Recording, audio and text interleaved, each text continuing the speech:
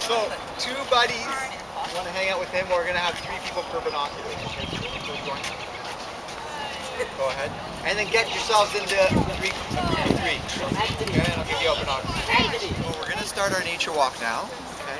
We've got about a 40-kilometer hike. You guys are ready? Yeah. Just kidding, it's like 2 kilometers. Okay. Yeah. Now, everyone listen up for a second, please. Oops. Right. You better drop the binoculars. Okay. So remember, we are in the animals' environment now. Okay. This is their home. There's lots of wildlife here just waiting for you guys. I've seen dozens of species already. Okay. So I know that you probably want to talk a little bit, but try and whisper.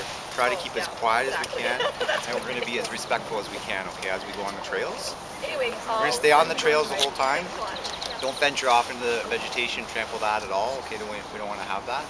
There's other classes here as well. There's individuals, there's people walking their dogs. So if people come by, we'll just stay off to the right side of the trail, let them pass by.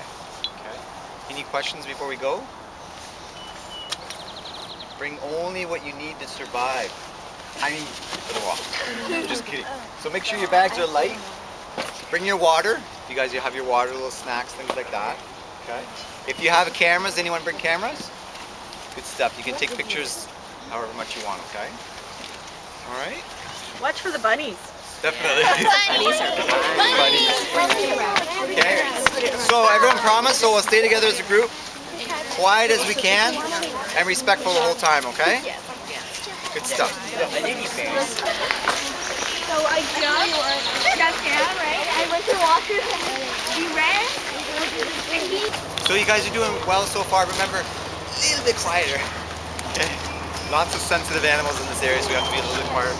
Plus, when you open up your own senses, you'll start to see and hear a lot more creatures. Okay. Now, this regional park is actually quite beautiful. There's lots of little micro habitats in this area that actually support a lot of wildlife. Okay.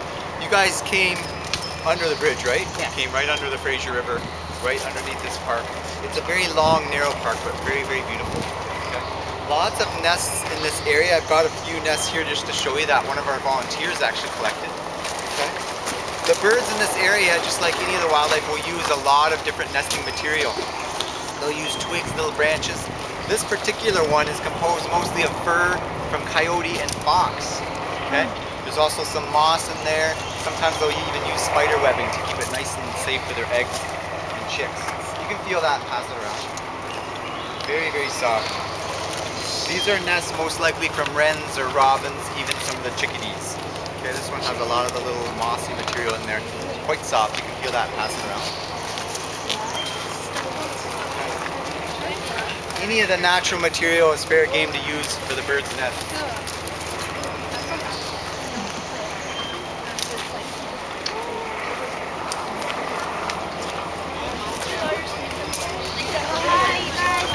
Now, as that's going around, take a look up here for a second. Does anyone know what we have here? What does that look like? Looking at boys. Yeah. Oh, not quite. Good guess though. Yeah, it's the jaw. It's the right jaw of a muskrat. Okay? There are a lot of muskrats that live in this area. You guys know what muskrat are, right? Yeah, smaller cousins of the beaver. Okay. Now this tooth, take a look at this for a second. This is only 1/3 of their continuously growing tooth. Look at how long this one is. Look at that. Wow. Can you imagine? Imagine if your front teeth, all your 4 front teeth went all the way back to here on either side.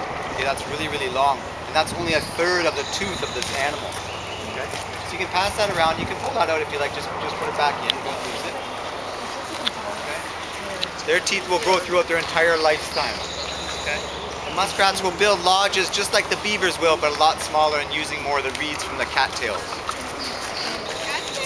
Cattails, not real cattails. Okay. We're also coming up when you see on the pathway there. Everyone got to see that one? Feel that one? Oh, there you go.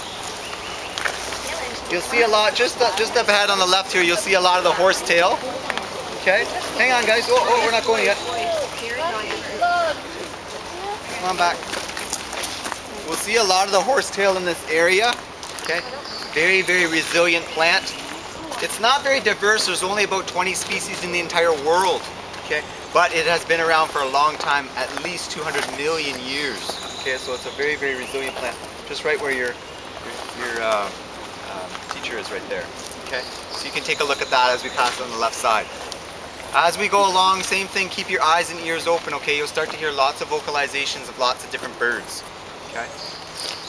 If someone mentions to you about having bird-brained, right? That's quite a nice compliment. They're actually very, very intelligent animals, okay? They do have small brains for their body size, but very, very intelligent, large brains for their own body size, okay, but very intelligent animals. These birds in this area can do maybe 20 or 30 vocalizations every single second. So you imagine if you listen to this one just over here, song sparrow. Hear those guys? You hear that? Okay. And they're able to change, if they do 20 notes per second, they can change the third one and the 15th one. Okay, and that means something different to each bird. So imagine being able to compute information that quickly. That's very, very fast. Okay, we can't do that. Humans aren't able to do that. Okay? Very intelligent little animals despite their size. Any questions before we go along?